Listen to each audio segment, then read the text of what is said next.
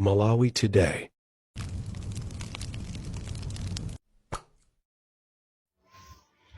Mwazuka bwanji amalawi anzanga kwina kulikonse kumene muli.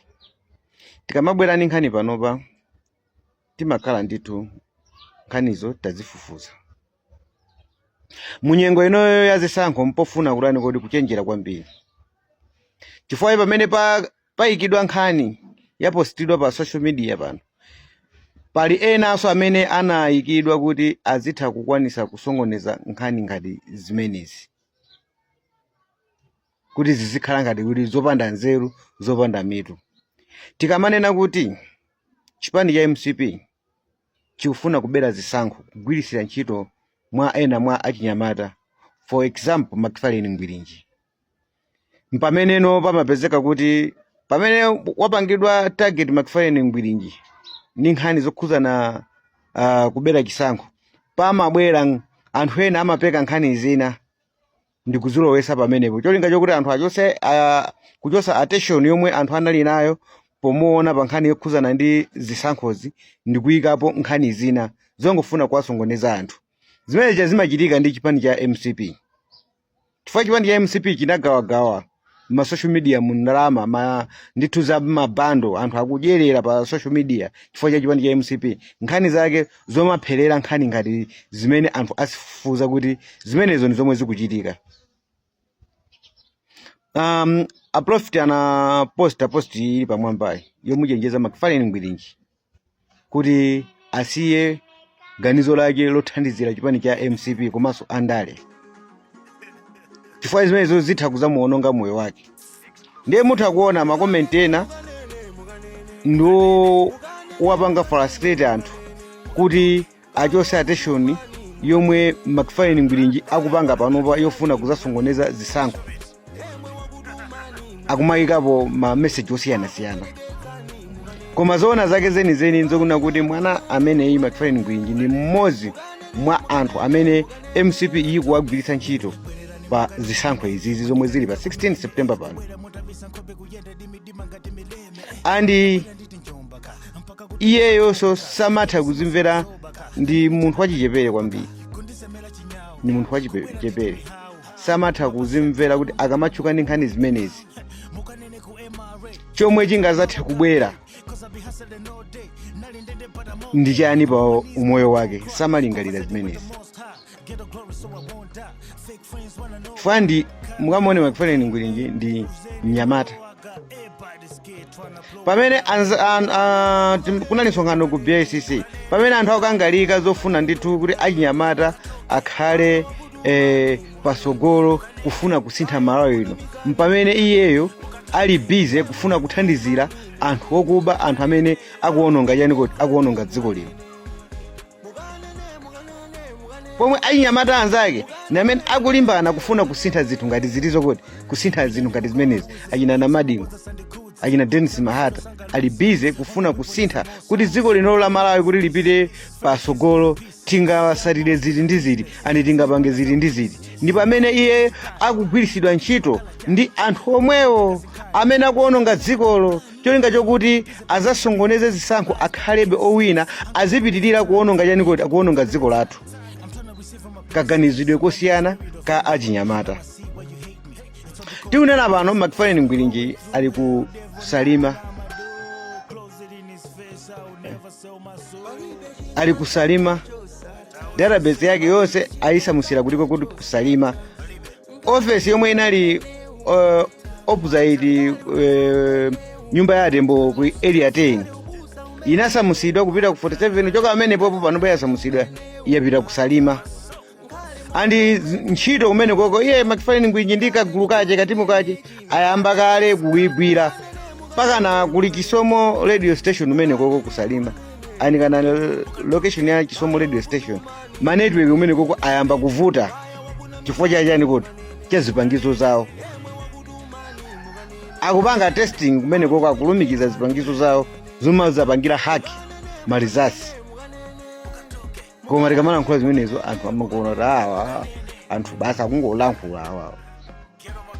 Koma zosatira zache zikamazachitika mpamene anthu azayambe kutani kuti kuzindikira kuti nkhani ija ndiyo kodi ndiyi. mwa izi ndi zomwe zikutipasa chilimbikiso akuluakulu 10 tibweni pamodzi tisalole mayi Annabel Ntalimanja kupitiriza kugwira ntchito ngati commissioner kuliko kumeki. Tisalole kuti Smartmatic igwire chani kuti igwire ntchito.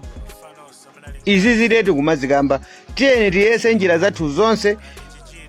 Ma demonstration amene akukanizidwa awa akutha kuziwa anthu akunena kuti alinako kuthekera kochosa Smartmatic kuti isagwire ntchito. Chifukwa chokuti munthu amati akakwiya akamba kupanga demonstrate zinthu mokwiya chinthu china chake chimatani kuti chimasintha. Ndiye chifukwa mukuiona kuti MCP ikuyesesa kutchinga kuti ma demonstration amene wawo asamatani kuti asamachitike mdziko muno. Chifukwa amaziwa iwo kuti polowa pa mpando umene wo analowapo chifukwa cha ma demonstration. Chifukwa akuyesesa njira yawo yonse. Chifukwa ndi njira yokhayo yomwe tingathanane ndi Smartmatic ni ma demonstration. Koma mwamtendere sizingatheke. Olo tikamapasana ma advice kuti tipite kutiko kuti tipite ku court. Mukutha kuziwa kale kuti ma court athu panopa mmene amaweruzira milandu kuti tikayambe milandu lerolo yokhuzana kulesa Smartmatic kuti ikathenderiti.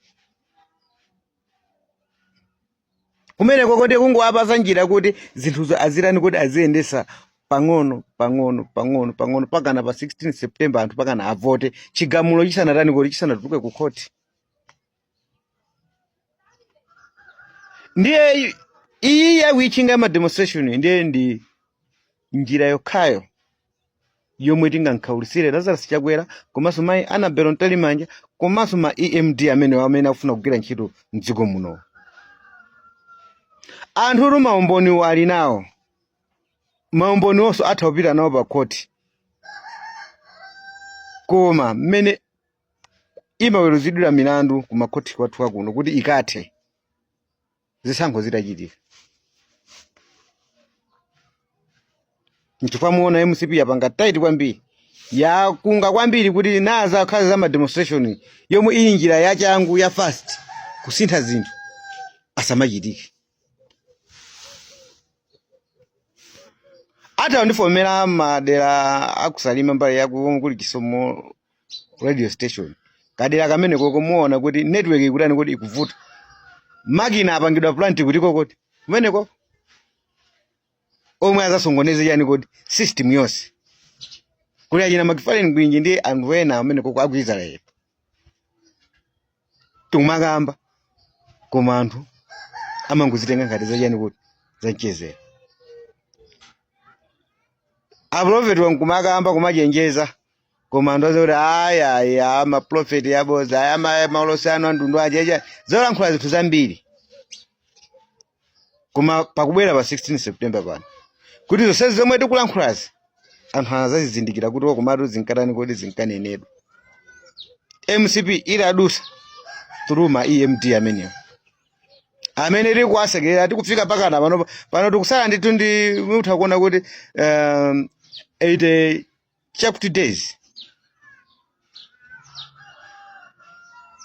kuti chisankho chirani kuti chichitike. Pamene Annabel Ntalimanja akukunga ndithu kuwumisa kumenyesa nkhwango pamwala kuti palibe kusintha chiganizo chokhuzana ndi ma Smartmatic machine. Akudalira chani? Misonkho yo ndi Amalawi. Amalawi ena ajenga danena kuti akufuna kuti pasakhale Smartmatic machine. Inali easy kulani kuti kuvomera. Zisankho zinachitika 2019. Zomwe zinaoneka zinapezedwa ndi zolakwika zina zinachitika 2020. So za kuti ndalama mdziko muno zilimo zopangisira zisankho. Ndiye palibe zochifuka chonena kuti atanena kuti chifukwa choti ma EMD tinakagula ndalama zambiri ndi tatisie pano pati kukhangatira ngononga ndalama ayi zisankho zitha kuchitika kugwirisira ntchito manyo nzotheka. Koma sangalole achipani cha MCP ndi boma ilili chifukwa kuti ni njira yokhayo iwoyo yomwe ayikhazikisa kuti azabere chani kuti azabere zisankho. Ndipo zisankho zizatani kuti zizaberedwa ngati tikulola Smartmatic machine kugwira ntchito mdziko muno. Chifukwa Smartmatic machine iyo ili ni zosadira zolakwika andi zimenezo ndizoona.